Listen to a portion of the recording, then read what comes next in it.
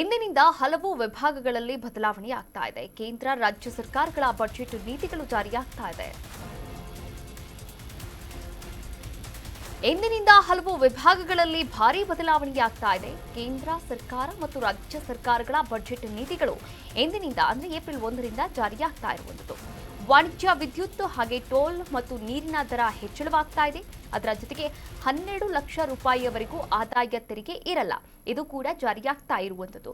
ಹಾಗೆ ವಿನಾಯಿತಿಯ ಮಧ್ಯೆ 12 ಲಕ್ಷದವರೆಗೆ ಶೂನ್ಯ ತೆರಿಗೆಯನ್ನು ಕೂಡ ನೀಡಲಾಗಿರುವಂಥದ್ದು. ಬಂಪರ್ ಆಫರ್ ಅಂತಾನೆ ಹೇಳ್ಬೋದು ಮಧ್ಯಮ ವರ್ಗದವರಿಗೆ. ಇನ್ನು ಎಟಿಎಂ ಶುಲ್ಕ 21 ರೂಪಾಯಿನಿಂದ 23 ರೂಪಾಯಿಗೆ ಏರಿಕೆಯನ್ನು ಕೂಡ ಮಾಡಲಾಗಿದೆ. ಹಾಗೆ ಬ್ಯಾಂಕ್ಗಳಲ್ಲಿ ಬೆಳ್ಳಿ ಮೇಲೂ ಕೂಡ ಇನ್ಮುಂದೆ ಸಾಲ ಸಿಗುತ್ತೆ ಎನ್ನುವಂತಹ ಗುಡ್ ನ್ಯೂಸ್ ಅನ್ನು ಕೂಡ ಹೊರಡಿಸಲಾಗಿರುವಂಥದ್ದು. ಏನು ಬಂಗಾರದ ಮೇಲೆ ಮಾತ್ರ ನೀವು ಲೋನನ್ನು ತೆಗೆದುಕೊಳ್ತಾ ಇದ್ರಿ, ಆದರೆ ಇನ್ಮುಂದೆ ಬೆಳ್ಳಿ ಮೇಲೂ ಕೂಡ ಸಾಲವನ್ನು ಪಡಿಬಹುದಾಗಿದೆ ಎಲ್ಲ ಬ್ಯಾಂಕ್ಗಳಲ್ಲೂ ಕೂಡ. ಸಿಲಿಕಾನ್ ಸಿಟಿ ಬೆಂಗಳೂರಿನಲ್ಲಿ ನೀರಿನ ದರ ಏರಿಕೆಯಾಗ್ತಾ ಇದೆ. ಹೀಗಾಗಿ ಬೆಂಗಳೂರಿಗೆ ಮತ್ತೊಂದು ಶಾಕ್ ಕೂಡ ಎದುರಾಗಿರುವಂಥದ್ದು.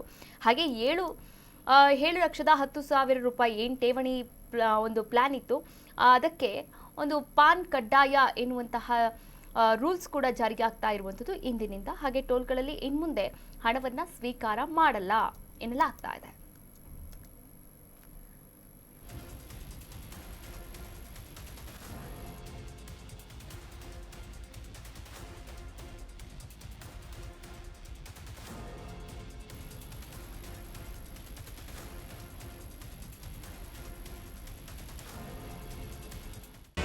ಕರ್ನಾಟಕ ನ್ಯೂಸ್ ಬೀಟ್ ಫಾಲೋ ಮಾಡಿ, ಸಬ್ಸ್ಕ್ರೈಬ್ ಮಾಡಿ